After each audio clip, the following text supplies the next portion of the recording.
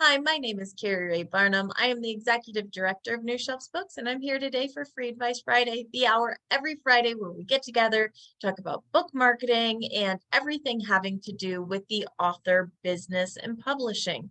Today we have questions live, which we'll be jumping into, as well as some emailed questions. So if you would like to email in questions, you are welcome to do that. You just email info, I-N-F-O, @newshelves.com. And we will get those. We answer them live. If you can't join us live, then you can watch us on YouTube, just youtube.com/newshelvesbooks. Wow, that was harder than it should have been. So we've got you covered. No matter if you can make it live or not, we've got you covered to answer your questions. So we are going to jump right in first with a live question here. And the question is, I've recently published a book. What is a good way to get reviews when I'm not on any social media channels except for LinkedIn? So for reviews, you can certainly, one of the easiest and best ways to encourage reviews is to make sure you put a request for reviews in your back matter. So in the back of your book, make sure that you have a note from the author that says, thank you so much for reading my book. It means so much to me. And if you enjoyed it, please leave a review. Just a line or two really makes a big difference. So sometimes that personal ask right in the back of your book, which is already in the hand of your readers, is the best way to get reviews. In addition to that, you can always ask your close-knit circle, do you have an email list? If so, ask your email list. The people that you're going to market to are typically the people you're going to ask for reviews, because those are the people that you're assuming or hoping have read your book. There are also review programs out there. So things like NetGalley, where you can put your book up for reviewers to download for free, and then they're encouraged to read. You can do a Goodreads giveaway, which again is encouraged to get readers to read and then review. Programs like Hidden Gems. Hidden Gems is once again a program where you select the genre you're in, and they will send out your book as a free download and offer it to readers and ask them to review it. So if you don't have that connection, if you don't have a list or readership or social media, then what you do is you partner with someone who does have that list, and specifically a list that is geared toward people who are doing this regularly, who are used to reading books and being asked to review them. So that's what I would do, is going to those kind of places. Book Sirens is another one. So you have quite a few options. Depending on what your genre is, you might fit with some programs better than others. And Cheryl's saying, whenever I give away a review copy or one to a friend, I include a handwritten post-it on the author's page at the end, asking them to consider leaving a review. She said, I don't have hundreds of reviews yet, but it can't hurt. And that's exactly right. I mean, simply having that ask, or if you're doing like a Goodreads giveaway and you're doing print books. So I love Goodreads giveaways, specifically if it's before your book launches, I think is when you get the most bang for the buck. But even if you do them after, when you're doing a Goodreads giveaway, you can do an ebook or a print book. When possible, I encourage print book shipping in US only for if you're a US resident. And I encourage that you do a Goodreads giveaway. You only have to give away like 5 copies of your book, 5 print copies. Let's say your print cost is $5 each. That's $25 plus some mailing, which is typically under $3 if you're doing media mail. So again, it's not that pricey for 5 books. But what you want to do is inside those books, you want a handwritten note that says, thank you for your interest in joining the giveaway. I'm so excited for you to read the book. If you enjoy it, please make sure to leave a review when you're done. That, again, that handwritten communication, that personal communication can make all the difference for sure. Let's see. For tax purposes, how do I keep track of book sales I make at book signings, etc.? Right now, I'm just writing them on scraps of paper. First, I'm not a lawyer and I am not a CPA. However, you can track it in a spreadsheet if that works for you. You can get a receipt book. That's actually, I know quite a few people who have done that. They get an old-fashioned receipt book that has like the carbon copy. So that way they can track how many sales they've had. I have some people who simply will order author copies for any given marketing or any given what am I trying to think of? In-person sales. Thank you. And then what they do is they simply say, I ordered 20 copies. I know I didn't give any away. I sold them all. So 20 copies is what it is. And they just kind of batch it like that. I have others who keep it in a spreadsheet. So it's completely up to you, but find something that works for you to be consistent. I think that's most important, is that what works for me may not work for you. It may not be kind of the thing that is your thing that you will remember to do. So whatever system you get, make sure it doesn't matter if it's the best or the most high tech. It matters if you will follow through with it, because you're the one who at the end of the day or at the end of the year is going to have to bring that paperwork to your accountant. Would hidden gems be good for children's picture books? Pat, they do have a list for children's picture books. I can say after using them several times, I've gotten results. I have gotten reviews from them, but usually they don't have a large list for children's picture books in my experience.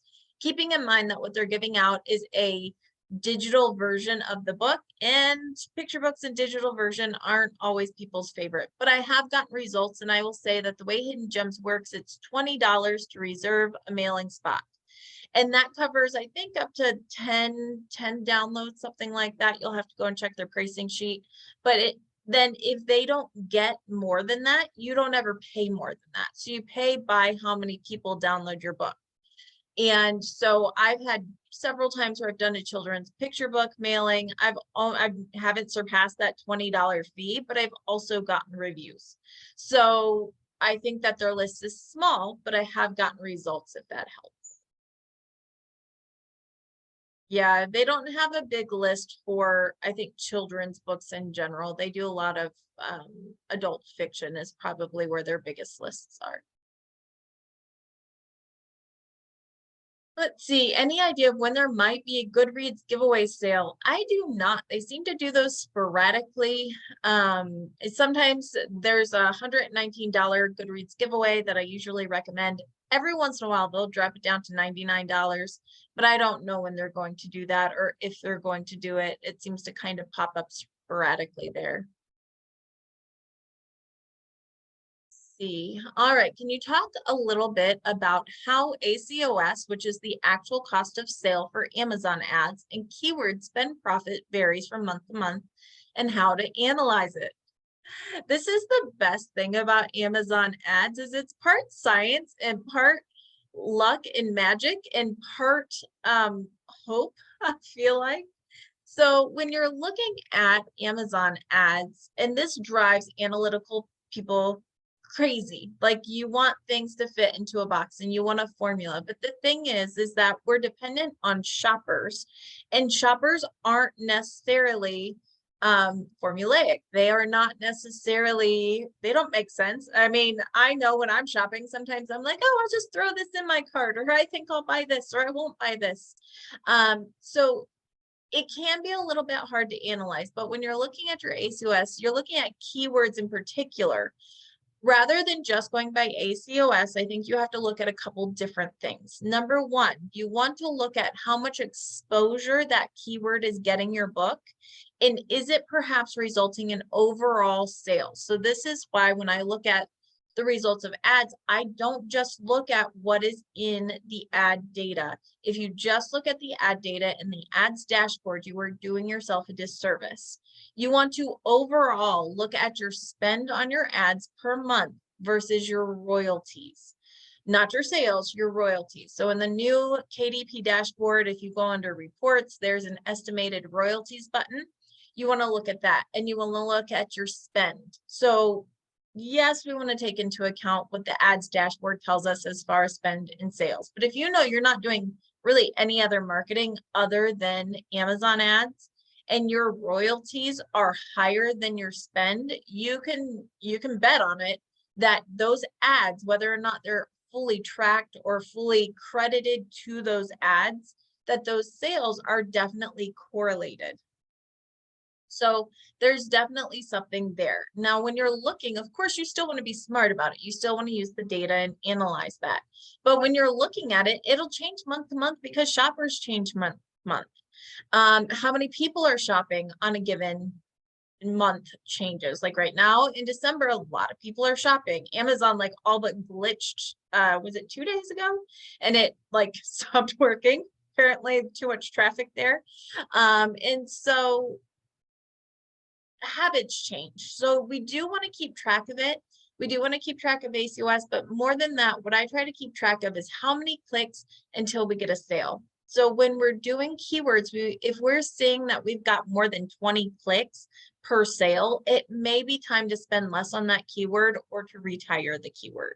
But if you are getting a sale every 15 keywords, or I'm sorry, a sale every 15 clicks on a keyword, or it is the keyword that's getting you the most impressions, the most exposure, and your sales, your royalties are higher than your spend, then I would probably keep it. Now, what you may want to do is you may want to try to incrementally bring that price per bid down. You may want to, you know, if it's 39 cents, see if you can drop it to 37 cents and still get that exposure.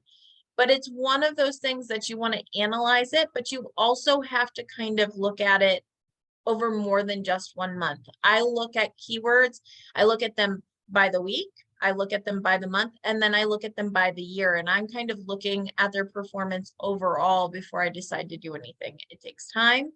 And it's honestly, it's a little bit of intuition and guesswork, but you don't want to chop something off. Now, if you do get rid of a keyword that maybe is getting a lot of impressions, a lot of clicks, but you don't think it's really working as far as the ACoS for that keyword, if you get rid of that keyword and you see your overall sales drop, not just in your ad dashboard, but your overall sales and your royalties, then it may be because of that. And then you have to go back and add it back in and see if it's right. So again, marketing and ads, it's a little bit of science and a little bit of woo-woo and a little bit of try it and see what happens. And I know that can be frustrating, but it kind of just is, it's the game that we play. Newbie here. How do I find the best Amazon ad for my children's book? Well, I will tell you, for children's books, I highly recommend sponsored keyword ads where you are doing keywords that are geared towards children's books like yours on the same topics or to the same audience. So if you have a children's picture book that is all about the ABCs, then you want to go find other books that are in that genre that are selling well, but you also want to find other books that are selling well that go towards the same audience. So for example, even though it may not be an ABC book, Bernstein Bears, Sesame Street, Dr. Seuss, these are all books that are being bought for the same age group. So you want to start targeting those. And then I would also say for a children's book, get yourself an Amazon attribution link, which we've talked about a couple times. You can go back and listen. I think it was last week and 2 weeks ago, we talked about attribution links, and I actually showed you how to create one. So it's a link where Amazon will track your sales when you're using it on a different platform. So you can get a tagged link to use in a Facebook ad.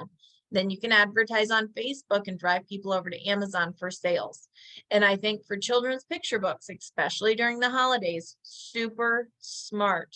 I mean, really great way to kind of drive sales. So highly recommend that.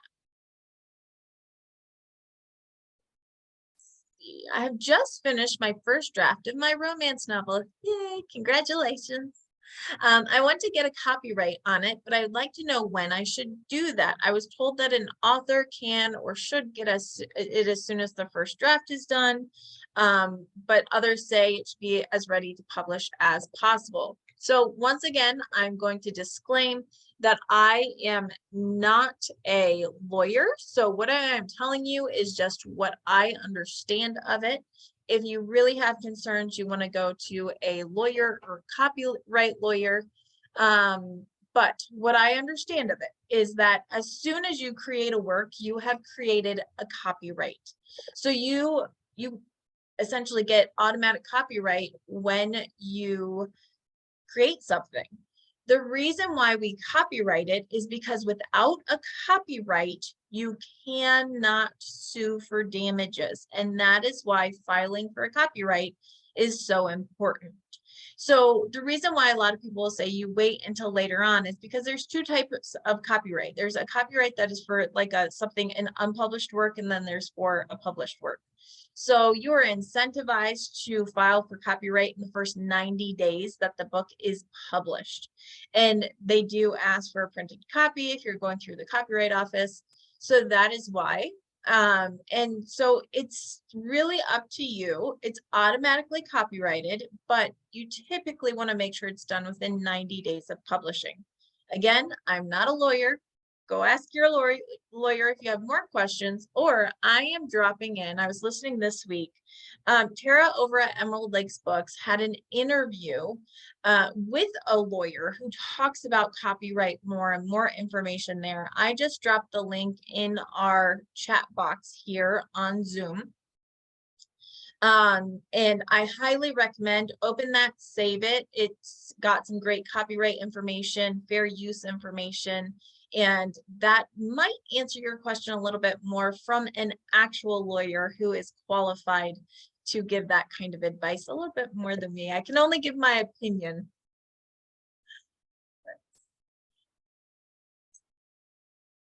Okay, why doesn't WorldCat show my description or any of my PCIP info? Pam, my first question would be, who did you get to create your PCIP? Was it actually PCIP that you paid to have cataloged, or was it a library who just cataloged the book for you? Because then it's just them doing kind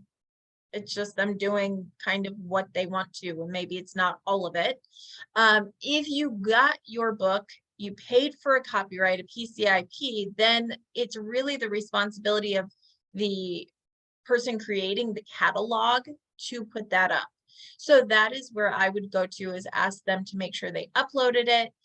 You can also actually email OCLC so that you can ask for corrections. So you can submit those. Let me see if I can find that link here for correction. So if you have, let's say, you have a listing on WorldCat, which is a cataloging system for libraries. If you can find your book on there, but like, let's say your cover's not on there, or you are noticing that something's incorrect, your book is categorized incorrectly. If it's on the system and it's already been cataloged, but something is incorrect, you can send in a request for it to be fixed. I'm going to drop in a link right here. If you're watching on YouTube, if you're watching on YouTube, if you're watching this on Facebook after the fact and you want this link, just email me and I'll be happy to send it to you. Info@New Shelves Books. But that link I just dropped in gives you the information of how you can request a correction. Hi, Nancy. Yes, in some cases, the Copyright Office will accept a PDF. One of the changes from COVID that we didn't mind was that PDFs are now much more accepted for a lot of things. All right. Answered that one. Yes, the Authors Guild is another organization. So a lot of organizations actually keep lawyers on staff, or lawyers that can help answer questions like copyright questions. Authors Guild does, IBPA does, Ally, the Alliance of Independent Authors does.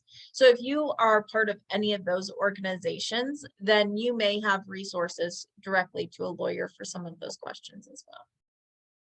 Great point, Julie. Is there a way for a business to order multiple copies of my book at a discount from Amazon? Not typically. So if a business wants to do a bulk order, they either can, if they're set up on Ingram, so if it's a retail, like a store, if it's a retail store, they can order directly from Ingram. If your book is available on Ingram, through most likely Ingram Spark, they can order that way at a discount. Or you could do a direct sale where you order author copies and then you're selling to them directly, which does mean that you have to work that out. You'd have to take payment directly and work out taxes and that kind of stuff. But not so much a way to discount on Amazon. I have seen, I'm not saying I recommend this, but I have seen where people will drop their paperback price for like a day, so an organization can buy a certain number of copies at the discounted price. So let's say your book is usually $19.99. I have seen people drop down their print book to $14.99, so it's $5 off per copy. Drop it down for a day. The organization will order their copies, and then the author brings it back up. I've seen that done. All right, if that is the case, Pam, what I would do, go to OCLC, but also Pam, if you email me directly, I can probably help you. So Pam, email me info@newshelves.com and just put PCIP in the subject box, and I will work to help you on that. Let's see. It looks like NFAA memberships, I think that's the nonfiction book association dues will increase next year, and Stephanie is offering a new VIP tier. Can you talk a little bit about which professional memberships you consider essential and why? I have all the memberships because I have membership FOMO. My name's Carrie and I have a problem. I have IBPA, Ally. I'm not Authors Guild anymore. I was for a long time. And I also have the nonfiction association with Stephanie. So I have them all, partially because I work in the space, and a lot of times I've done speaking or different things, and you get what am I trying to think? You get membership through certain benefits there. But anyway, I think, do you need them all? No, you don't need them all. A lot of them offer some of the same things: access to lawyers and specific trainings and information, discounted programs for advertising through big players like Forward or Publishers Weekly. They often will offer discount codes so you can upload to Ingram Spark at no fee.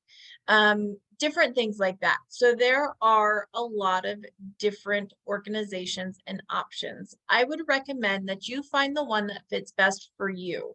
So Stephanie, the NFAA may be great if you are a nonfiction author. Know that their group, while it does focus on nonfiction books and it focuses on publishing, it is also very focused on building courses and brands and that kind of thing. So if that's what you're geared towards, that may be the best for you. If you are in international, if you are in Canada or the UK, Ally, the Alliance of Independent Authors, is based in the UK.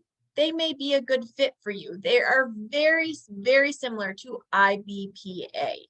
The difference is that IBPA, the Independent Book Publishing Association, is here in the US, and so a lot of their marketing, their advertising is geared towards the US. So they have programs where they will pitch out for media. They have a program for bookstores and libraries. They have a program where they get you on the cover of Publishers Weekly. Of course, you have to pay for all of this, but it's all very US focused. So if your book and your marketing and your business is US focused, IBPA may be the better choice for you. They also have they have every year a conference. IBPA has a conference this year. It's in California. I'm planning to be there.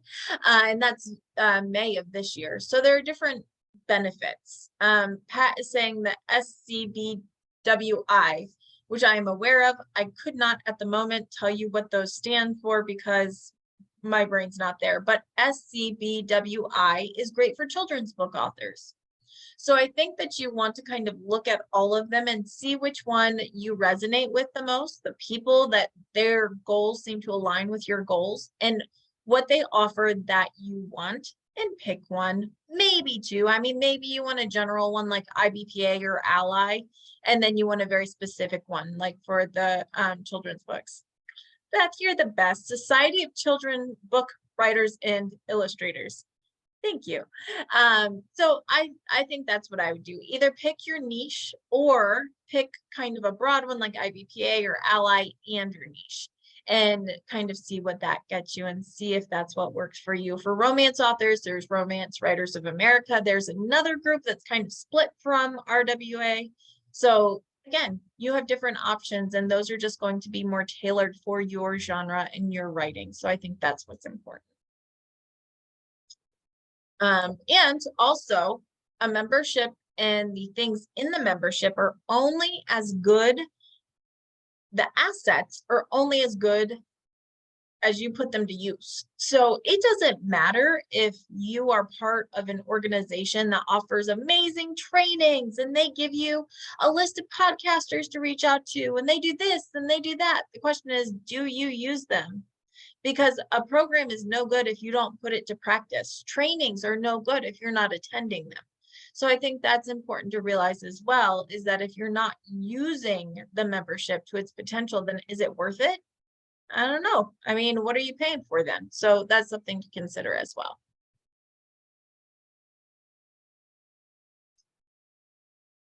All right.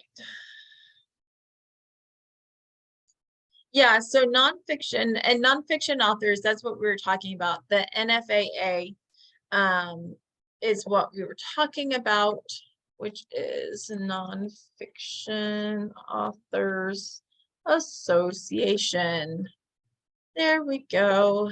That is what we're talking about, the Nonfiction Authors Association, and that is run by Stephanie. I'm forgetting her last name. I think it starts with the C. I literally just looked at an email from her before I hopped on. But so I dropped that link right in. But that's what we were talking about, Erin, for nonfiction. All right, we had a couple of questions which I was going to answer. See, we already talked about copyright. Now, the question that also came with that copyright question, though, is about the title. So if you go to publish your book and you search your title and you realize someone else has the same exact title as you, should you not use it? Are you allowed to use it? So here's the thing, you cannot copyright a title. Now you can trademark certain, not trademark, again, not a lawyer here, but you can trademark certain words in general that then you can keep people from having in their title because they're trademarked. But you cannot copyright a title because it's a title, it's not an original work. And so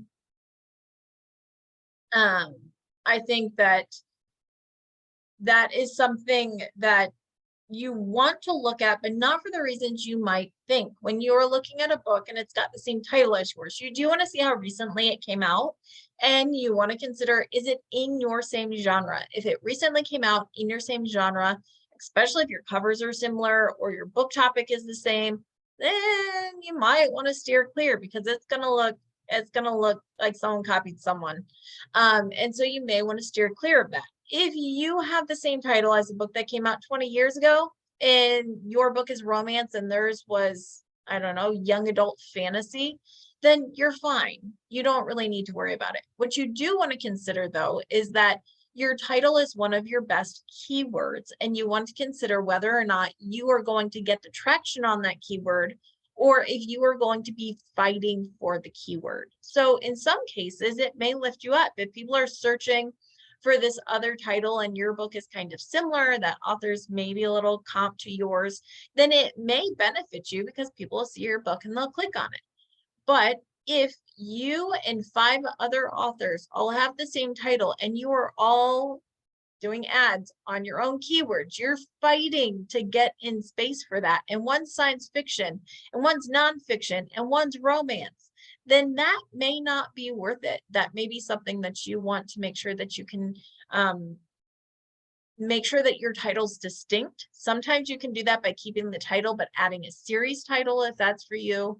I think it's just one of those things that you have to really look into all of it and consider how often or how recent that comp was, or that same book was, looking at some of these things. You really have to dig in and look and see how much it matters to you and how much it matters to your story. But you don't, it's fine to emulate people. We don't want our books to be so close that it looks like a copy or a ripoff of someone. So that would be my biggest concern there is it the same genre? Do your book covers look similar? Is your storyline similar? Because if so, that's going to look, it's going to look questionable. Oh, thank you, Julie. I appreciate that so much. All right. Let me see. I know I had another question here. And here, while I do belong to some paid groups, I've found the best info from joining free Facebook writers groups. Yeah, so there are so many resources free on Facebook, and I highly recommend you join them. The 20 Books Facebook group has got a ton of information for indie authors in particular. There's a 20 Books children's group. There is a women writers, editors, and something group that Wendy H. Jones runs, and that's fabulous. There are so many different opportunities for you to learn for free on Facebook. I will say that when you're going through something like Facebook, learn, get information, but double check the information. There are a lot of people who are well-meaning, who would like to be helpful, who are giving answers to questions, but sometimes they give bad advice or incorrect advice. So always get the information, but then double check it. I will say that's one of the things when it's coming from an organization or something like that, it's more likely to be vetted information.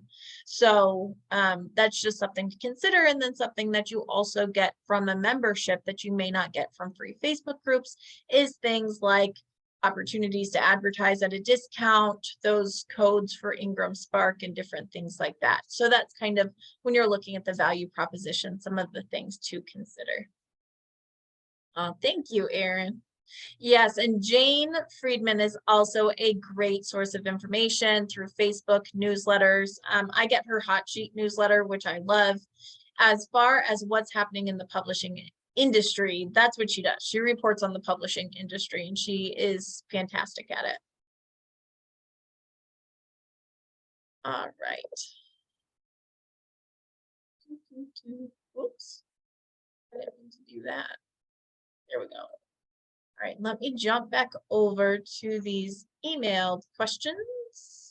Yes, so big news. We talked about months ago, we talked about how Draft2Digital had acquired Smashwords. So they're both ebook distribution companies, Draft2Digital and Smashwords. Draft2Digital bought Smashwords. I've always, well, not always, I used Smashwords way back in the day, but more recent years, I've always encouraged Draft2Digital because I think Draft2Digital is easier and more friendly to use for ebook distribution.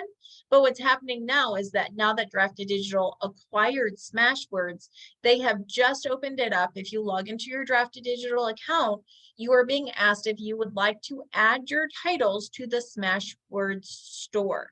All this means is that Smashwords already has a platform and a store that some people are using. It's not like your biggest outlet, but some people are using it. And because Draft2Digital now owns that, they are offering that all of your books can be put in that store as well as other stores like iBooks and Kobo and all of those places. So I do encourage you to add your books in there. You can do a one-click where you add all your books to the Smashwords store. I think it's more opportunities, more places to sell. I don't think you're going to sell a ton of books over there. I mean, it's not Kindle, it's not iBooks, but it's another opportunity for sales. And I personally have not seen or read or heard about any drawbacks. So I would encourage you all log into your Draft2Digital account and add your books to the Smashwords stores when they ask you if you'd like to do that. Yep, and they're also offering to put your books on sale for 2 weeks. And I'd say, yeah, why not? Why not have a sale and see how it works through the Smashwords store? So I would jump right in. Yeah, what's the best way to use Twitter and LinkedIn as a nonfiction author? So I think these are very different platforms. And so Twitter, when we're looking at Twitter, that is something that people are posting constantly to. It is very news driven. It is very short. It is something that people who are using Twitter are posting all day throughout the day, and they're posting little tweets often. And I think a lot of people are on there. I think it's not best for fiction promotion, but it's a great way to connect with other authors, agents, people in the industry, and it's a great spot for news. So if you're nonfiction, it may be a good spot for you. The thing that you want to do is always on social media. It's all about building a connection, being helpful, and then promoting. And it needs to be balanced though. I have an 80-20 rule. When you're posting to social media, 80% of your content should be engaging, funny, community, helpful, and then 20% should be about what you're selling. So let's say we've got 5 posts. One post is going to be a book meme because I think it's funny. One post is going to be a encouraging quote for Monday because everyone hates Mondays. And then one is going to be an article about the topic that I tend to care about and I think my readers will care about. And then one post is going to be about my puppy, who is my dog, or my dog who is like my writing partner. And then the 5th post is going to be about my book. And I'm going to tell you about it. I'm going to ask for a review. I'm going to try to sell it, whatever it may be. So you're building a relationship there. And then, yes, you're folding in your book marketing, but you want to make sure that you're really engaging beyond that. So I think that's really important. LinkedIn is different. LinkedIn is not for posting everything you're thinking all the time. On Twitter, you could go through those 5 things in 2 days. On LinkedIn, it's a little bit different. LinkedIn tends to be more well thought out content, curated content, business focused content, and it's something that you probably only want to post about your book when it's bigger news, when your book launches, when it gets a big endorsement, when you have a special sale, something like that. It's not something that you use constantly. It's going to be more focused to the business world. So think about what people in that sphere would want to hear about. Typically on LinkedIn, you see people post at most once a day. It's more likely to see them post 2 to 3 times a week.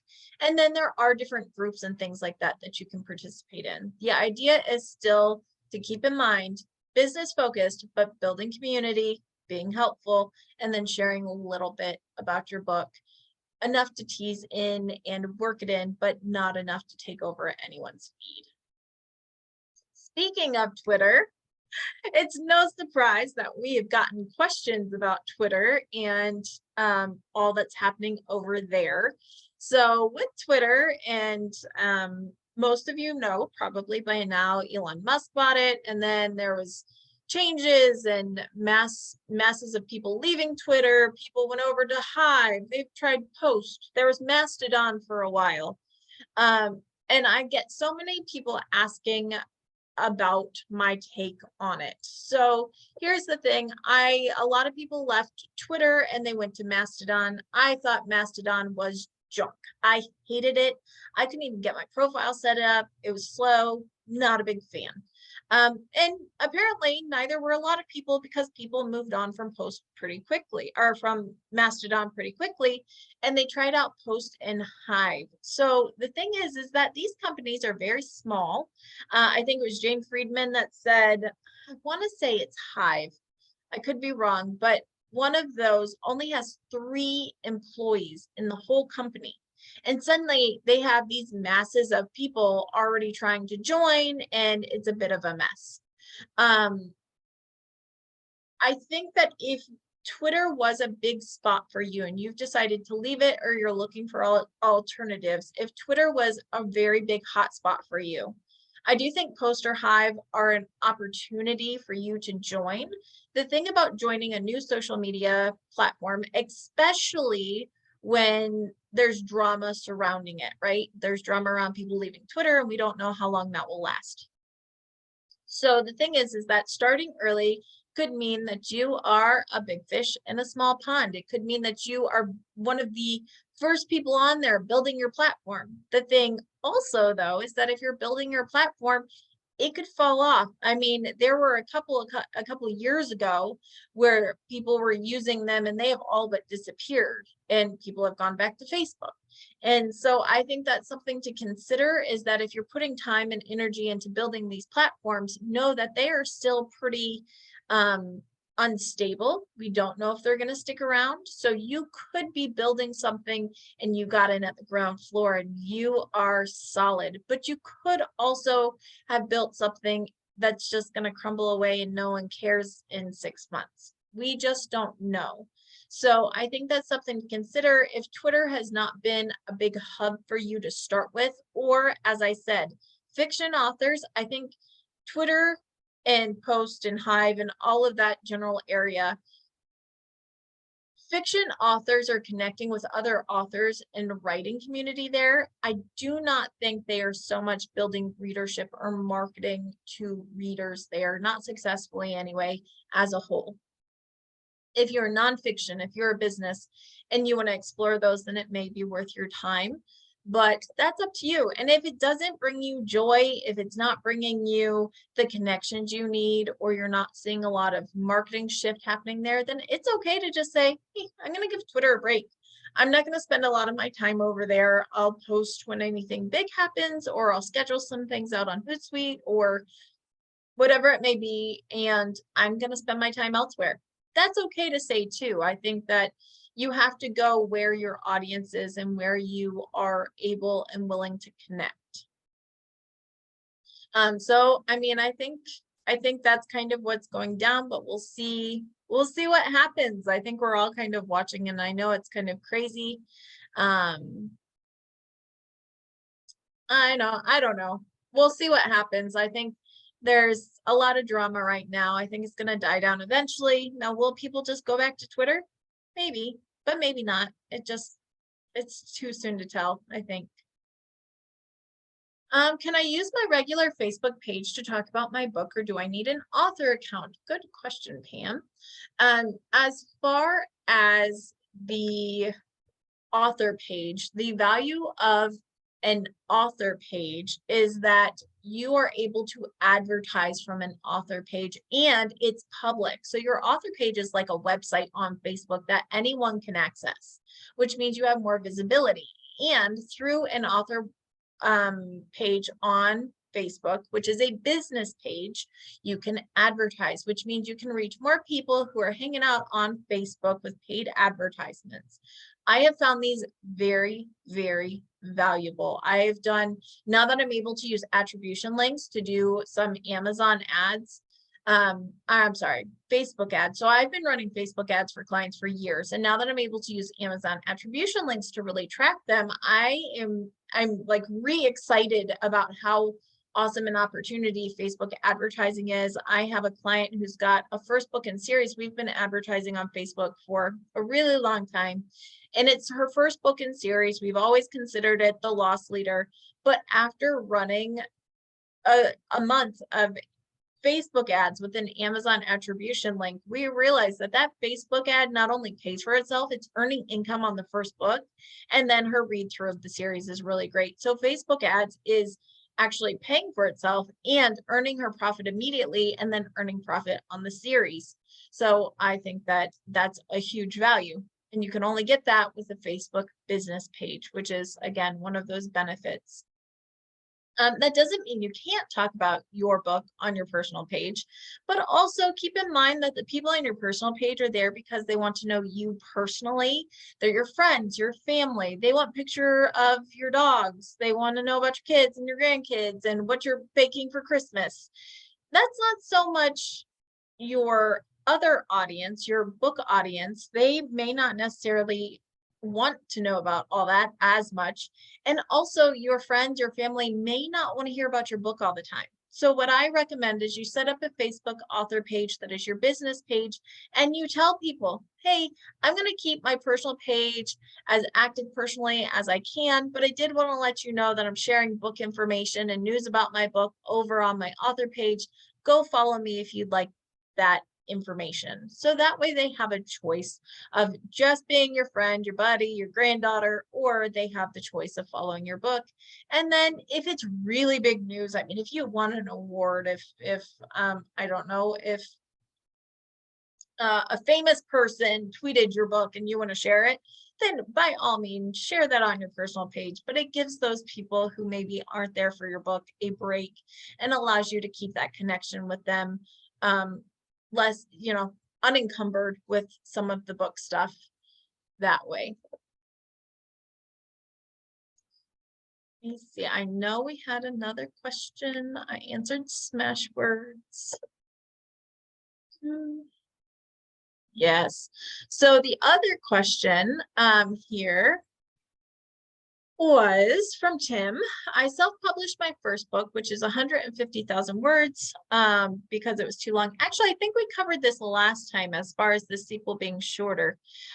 So Tim wrote a book that was 150,000 words, self-published himself because it was so long. It's gotten some good reviews, but still having a hard time marketing it. And he's now writing a sequel that's going to be about 70,000 words, and wondering how to query the agent on the sequel. And I know we did touch on this last week and it still stands true. Typically, an agent is not going to touch a sequel to a book unless that book was wildly popular.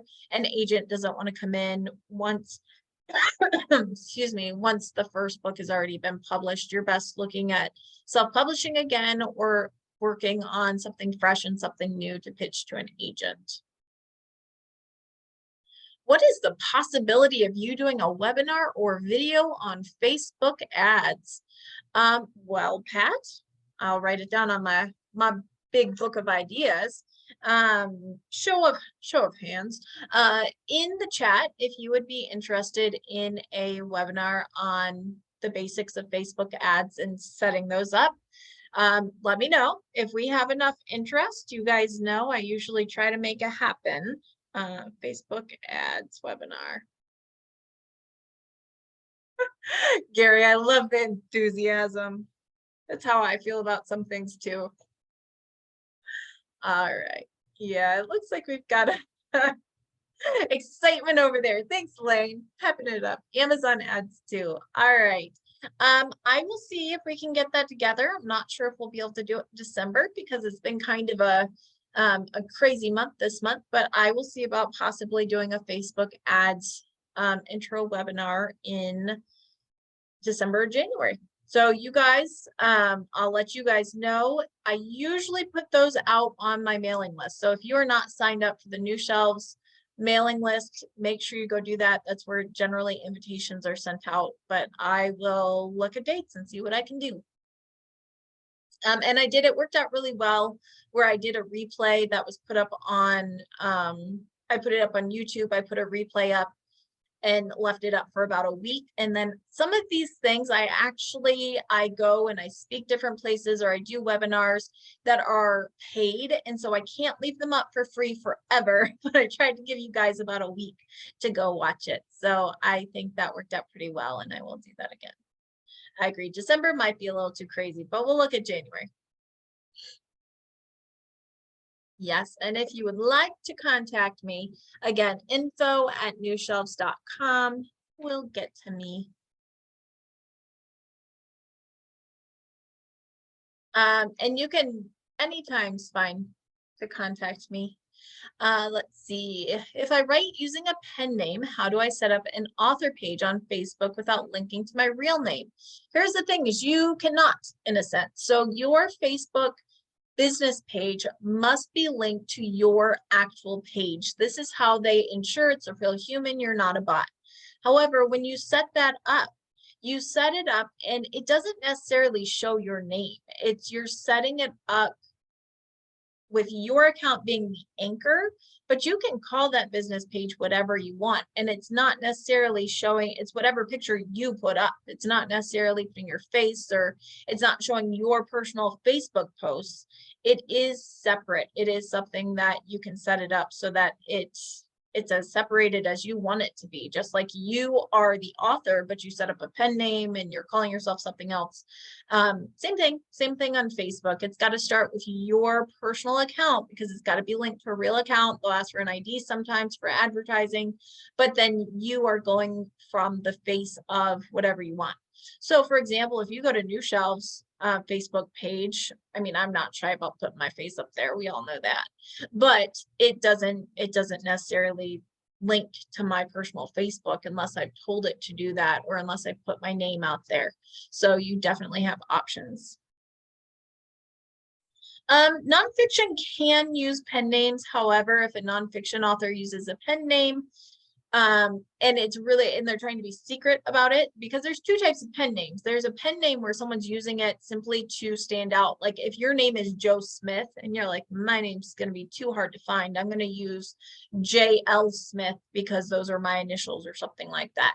That's one type of pen name, and you simply say, JL Smith is a pen name for Joe Smith, writing blah, blah, blah. But if you're trying to be kind of undercover with a pen name, that's harder with nonfiction, depending on what you're writing, mostly because a lot of nonfiction depends on your personal experience and expertise. And if you aren't able to show that publicly, then that could hurt your credibility, which then could hurt your marketing and your sales.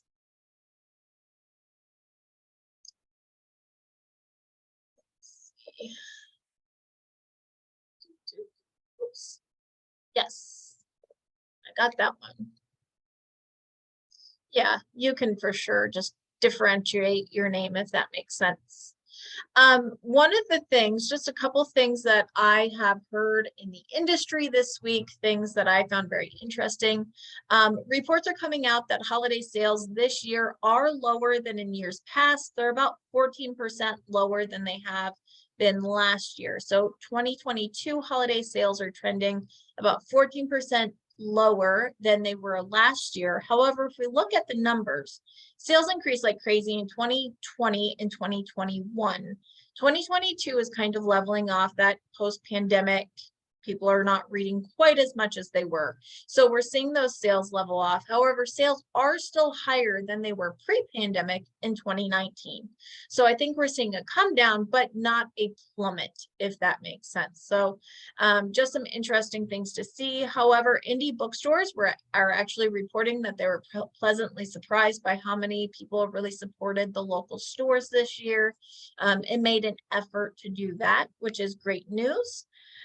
Also hearing a lot of trends as far as bilingual and Spanish titles are selling like hotcakes, and publishers are snapping them up. Now, in these titles, Spanish and bilingual titles in particular, we're seeing a big surge for nonfiction, for inspirational, religious, and nonfiction titles in Spanish are really starting to trend. We're seeing a lot of publishers start to grab those up. So if you write in those genres, if you are bilingual or you have that ability, translations, we're kind of seeing that trend, and that may be something that you want to look into. If you use ACoS, which is Dave Chesson's formatting tool, he has just announced that they are now adding universal book links with ACoS. So it's book linker, so where you can put a universal book link and it will show your book in multiple stores. So like iBooks, and this is for ebooks, by the way. So iBooks and Barnes and Noble and Kobo and those kinds of things, there's now a button where you can highlight a piece of text in your book in ACoS and just click universal link, and it will link it everywhere. So like if you're asking for people to buy your next book, or they're asking, if you're asking for reviews or something like that, you can now use a universal book link. The reason why this is so awesome is because it allows people to go choose whichever spot they'd like to buy from. Whereas if you are uploading a book, let's say you're uploading a book through Drafted Digital for wide distribution, if you have a link that is specifically to Amazon, or you mention Amazon.com, iBooks won't take your book because they don't want to promote Kindle and Amazon. But with this universal book link, you avoid that because it goes to like a landing page with all of your sales pages on there. So that's kind of cool, again, especially if you have other books and you're trying to link to them and encourage readers to go for a read through, and your books are not Kindle Unlimited or Kindle exclusive for your ebook. This is a cool opportunity, just makes it really easy to do, and it's integrated right in. So I love to see that Dave Chesson and ACoS are continuing to add features, and anyone who's already got the program, you're not paying anything extra for these. These are all already added. It's just updates that you get with the program. So I think that's great. Love that, Erin. Please feel free to join us anytime. All right, and it is 11 o'clock, so it's time for us to run. Thank you for joining us here on Free Advice Friday. You are welcome to join us any Friday, 10 a.m. Eastern, by just going to newshelves.com/FAF. Again, if you enjoyed this program, please let us know. We also do put our replays up on YouTube, so youtube.com/newshelvesbooks. If you enjoyed this, please go give us a like and a subscribe. That way we can continue to reach more authors and grow our group. It's been awesome. Thank you all. I will look into a Facebook ads webinar. So we'll do that and we'll see you next week. Bye, guys.